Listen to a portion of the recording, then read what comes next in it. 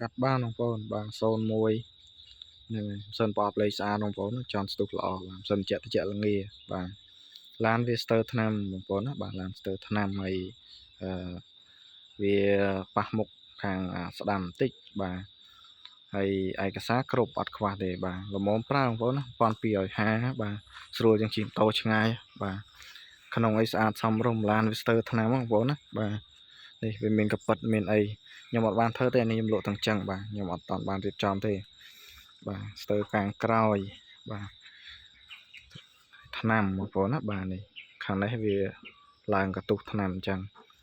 តែឡានអត់អីទេបងប្អូនណាបាទឡានអត់មានកលាប់អត់មានអីទេបាទឯកសារគ្រប់បាទថ្នាំខាងនេះនៅស្អាតខ្លះវាខូចខ្លះបាទហើយតម្លៃប៉ុណ្ណេះបងប្អូនបាទយកទៅរៀបចំតិចតួចទៀតក៏បានដែរបាទខាងក្នុងស្អាតក្នុងអត់អីទេបាទខាងក្នុងបាទក្នុងស្អាតបាទសិនជាក់ល្ងាស៊ីសាំងតិចបងប្អូនណាបាទជីកមកអស់ម្ដង20លីត្រទេបាទ180មកឯកសារគ្រប់ចំនួនបងប្អូនបាទឲ្យបងប្អូនមើលខាងមុខតិច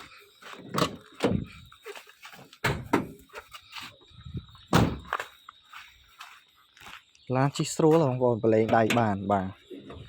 នេះបងប្អូនណាវាបាទវាប៉ះមុខខាងឆ្វេងខាងស្ដាំនេះតិចបាទ